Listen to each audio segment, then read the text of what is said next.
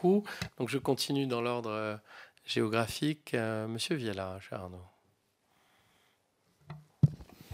Merci, Monsieur le Président. Je regardais quelle était la continuité Oui, oui, géographique je avec le Madame la faisais dans ce questeur. sens-là, mais Annie avait Je comprends commencé. que Donc c'est dans la après, j'ai salle de pris Lamartine. Voilà, exactement. D'ailleurs, pour parler de géographie, je m'inscrirai dans une continuité géographique avec ma collègue Sylvia Pinel, parce que je l'ai déjà dit lors des précédentes séances de travail, je souhaiterais, moi, que dans les propositions qui seront faites, il y ait un regard sur la diversité de difficultés géographiques des députés par rapport à une situation de crise comme celle que nous venons de vivre, selon qu'ils sont à proximité physique du Parlement, de l'Assemblée nationale, ou qu'ils sont plus éloignés, comme nous le sommes, nous, l'un et l'autre, dans la région Occitanie, mais il y a pire. J'ai notamment une pensée pour nos collègues d'outre-mer, qui naturellement, en plus, ont vécu, eux, la crise de manière parfois très différente de ce qui a pu être vécu en métropole, et n'ont pas eu accès du tout aux séances qui se sont tenues ici, puisque naturellement, l'espace aérien était fermé et que toutes les autres voies de communication ne leur permettaient pas de venir à Paris.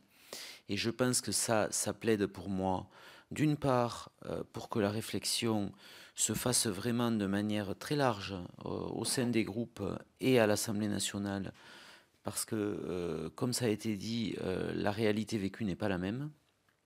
Et d'autre part, que les outils auxquels nous pensons s'adaptent à toutes les configurations.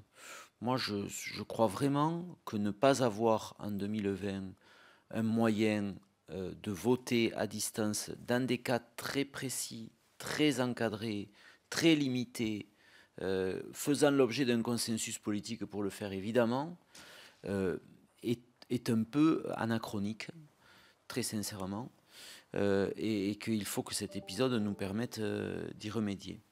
La deuxième chose que je voulais dire, c'est que effectivement, je crois que nos travaux gagneront à poser comme postulat de départ qu'il faut essayer de trouver les voies et méthodes pour que la situation de crise soit la plus limitée possible dans ses effets sur notre fonctionnement et dans sa durée. Donc, penser à d'autres espaces que le Palais Bourbon pour se réunir, pourquoi pas. Penser à une organisation différente de l'espace ici, c'est certainement nécessaire. Mais en tout cas, il faut commencer par ça.